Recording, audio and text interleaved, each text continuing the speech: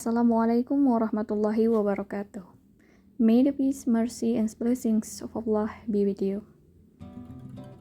Hi everyone, how's your life? I hope you guys always in a good condition. So, welcome to our class with me, Miss Tara.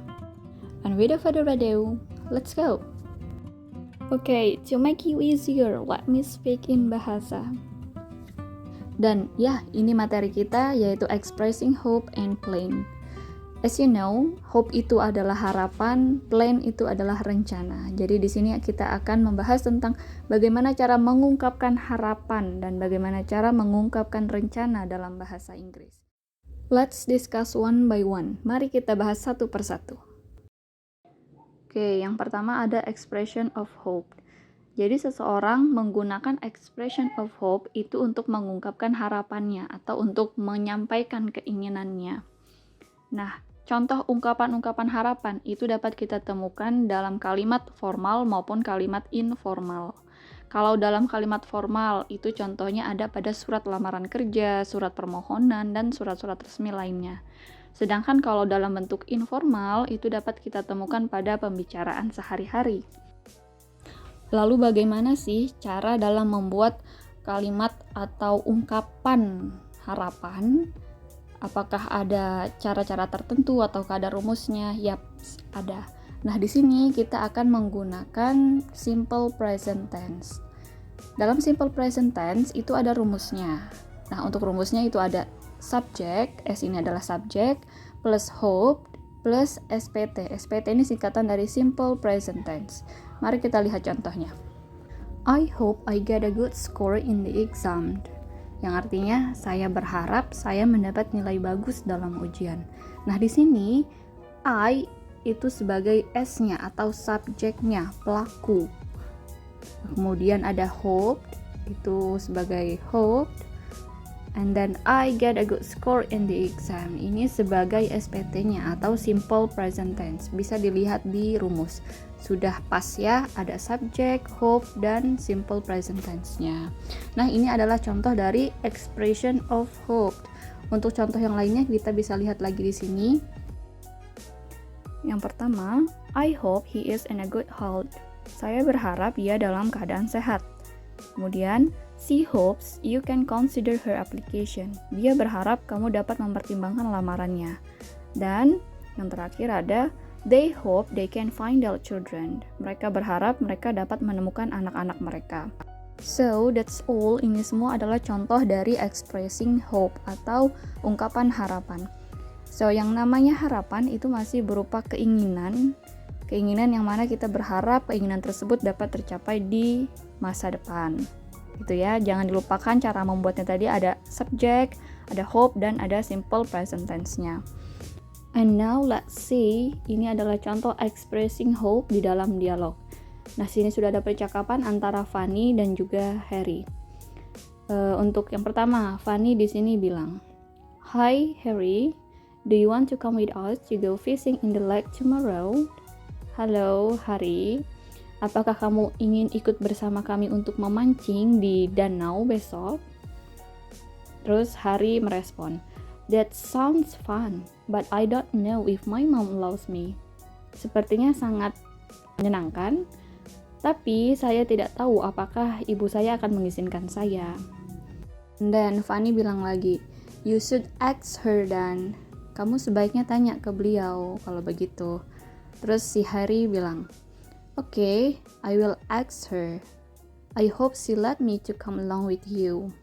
Oke, saya akan tanya ke beliau, ke ibunya maksudnya. Saya berharap dia atau ibu saya itu mengizinkan saya untuk bisa pergi bersama dengan kamu. So, from the dialogue, apakah kalian dapat menemukan kalimat mana yang menyatakan expressing hope? Yaps, ini adalah contoh dari expressing hope atau ungkapan harapan. I hope she let me come along with you. Saya berharap dia mengizinkan saya untuk pergi bersama dengan kamu. Nah, ini merupakan kalimat yang berbentuk informal atau biasa kita temukan dalam percakapan sehari-hari. Oke, sekarang kita akan lihat contohnya. Kayak mana sih contoh kalimat expressing hope kalau di dalam bentuk formalnya. And here is it. Nah, ini adalah contoh dari surat lamaran kerja. Kita akan cari yang mana expressing hope dari surat lamaran kerja ini. Terlalu kecil ya? Oke, this one. Oke, terlihat sekarang?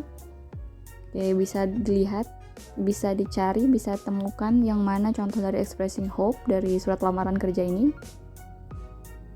Yaps, here is it. Ini adalah contoh dari expressing hope yang ada pada surat lamaran.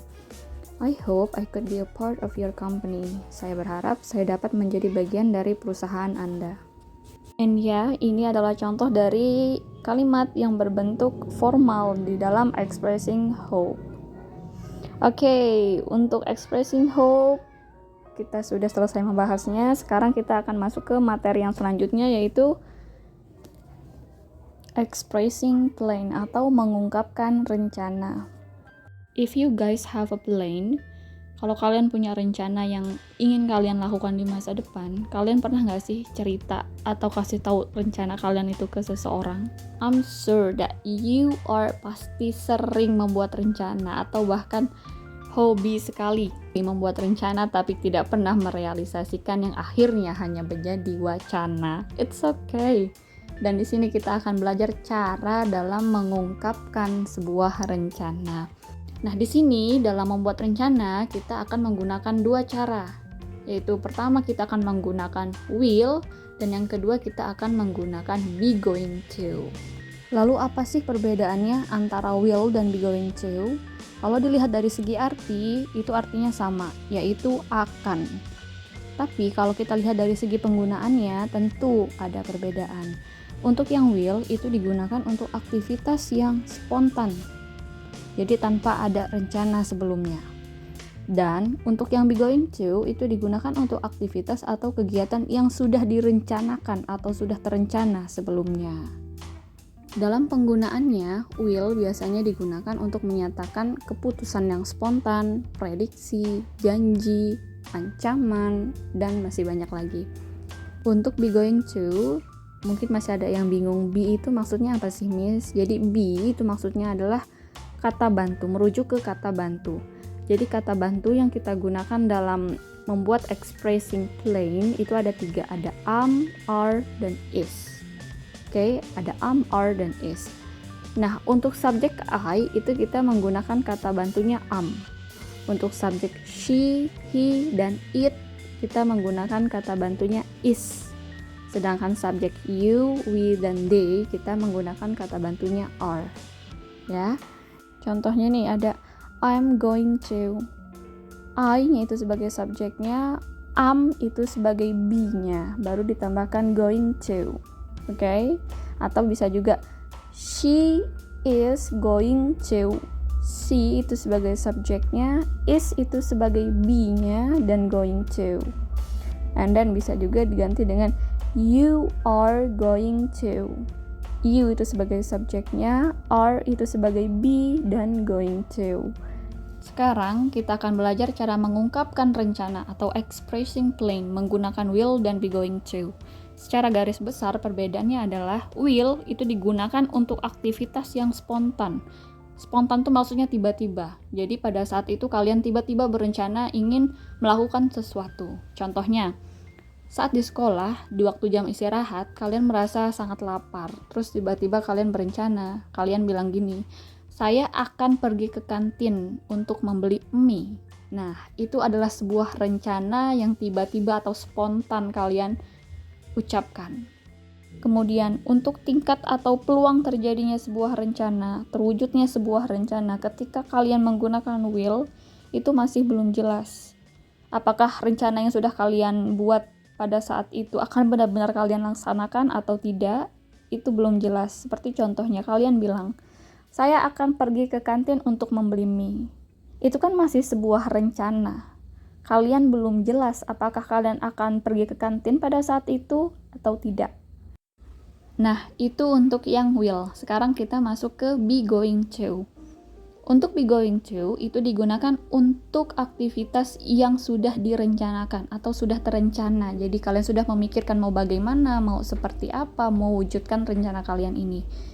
Dan disertai juga usaha-usaha atau ada hal-hal yang sudah kalian lakukan untuk mencapai terwujudnya rencana kalian ini. Contohnya, pada saat malam hari, kalian itu sudah memikirkan besok saya mau ngapain, besok saya mau bagaimana. Misal, besok ketika jam istirahat, saya akan pergi ke kantin untuk membeli mie. Nah, itu kan sebuah rencana yang sudah kalian pikirkan jauh-jauh waktu sebelum jam istirahat itu tiba. Ya kan? Beda loh sama yang will tadi.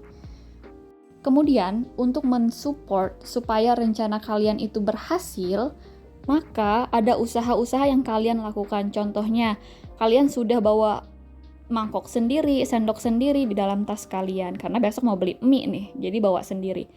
Nah, berarti itu juga menegaskan bahwa di be going to, peluang terjadinya sebuah rencana itu sangat besar, bahkan sampai 90%. Rencana ini akan saya realisasikan, akan saya wujudkan gitu. Beda ya dengan yang will tadi. Kalau yang will tadi peluang terjadinya itu belum jelas, tapi kalau yang be going to itu sudah sangat jelas. Jadi, cara membuat expressing plan menggunakan will itu ada polanya, ada rumusnya, yaitu ada subject, kemudian will, dan base verb atau verb 1, atau verb itu adalah kata kerja bentuk pertama. Langsung aja ke contohnya. I'm so hungry, I will go to the canteen. Sekarang kita cocokkan dengan rumusnya. I di sini sebagai subject, kemudian diikuti oleh kata will, kemudian ada verb 1. Verb 1-nya di sini adalah go, artinya pergi. Kemudian setelah itu baru diikuti oleh keterangan lainnya. Saya akan pergi ke kantin. Untuk yang be going to ada rumusnya juga. Untuk rumusnya yaitu subject, kemudian to be di sini ada 3 seperti yang Miss jelaskan sebelumnya, ada am, are, dan is. Kemudian ditambahkan going to dan diikuti oleh verb 1. Contohnya, I'm going to go to the canteen tomorrow. Mari kita cek. I di sini sebagai subjek, kemudian diikuti oleh to be-nya yaitu am, itu adalah to be-nya. Kemudian diikuti oleh going to, setelah going to diikuti oleh verb 1 yaitu go. Baru diikuti oleh keterangan selanjutnya. I'm going to go to the canteen tomorrow. Saya akan pergi ke kantin besok. Pernyataan yang pertama dan yang kedua itu jelas beda. Kalau yang ini sudah direncanakan. Contoh lainnya, I will buy you a new toy. Saya akan membelikan kamu sebuah mainan baru. I sebagai subjek, kemudian diikuti will dan verb 1 yaitu buy. Dan fungsinya di kalimat ini adalah sebagai janji. Jadi tadi kita sudah bahas kalau will itu dapat digunakan untuk menyatakan janji, ancaman, prediksi, dan lain-lain. Kemudian contoh lainnya, I will tell dad if you lie again. Saya akan memberitahu ayah kalau kamu berbohong lagi. Nah, kalau yang ini adalah ancaman. I adalah subjek, kemudian diikuti oleh will dan ada verb 1 yaitu tell dan diikuti oleh keterangan setelahnya. Untuk kalimat yang ini, we will do our homework. Coba yang mana yang subjek dan yang mana yang verb-nya. Untuk yang be going to, contoh yang pertama, I'm going to visit my friend's house tonight. Saya akan pergi untuk mengunjungi rumah teman saya nanti malam. I di sini sebagai subjek, kemudian be-nya itu adalah am, kemudian diikuti going to, kemudian ada verb 1 yaitu visit. Contoh lainnya, we are going to go to Thailand for a vacation 2 months from now. Kami akan pergi ke Thailand untuk liburan 2 bulan dari sekarang. We itu sebagai subjek, are itu sebagai be-nya, dan going to, kemudian diikuti oleh verb 1 yaitu go. And then, he is going to do his homework. Coba tebak, yang mana yang subjek, kemudian yang to be, dan yang mana yang verb 1-nya. And this is the last. Miss ada latihan yang bisa kalian coba untuk mengetahui sejauh mana sih kalian paham akan materi ini.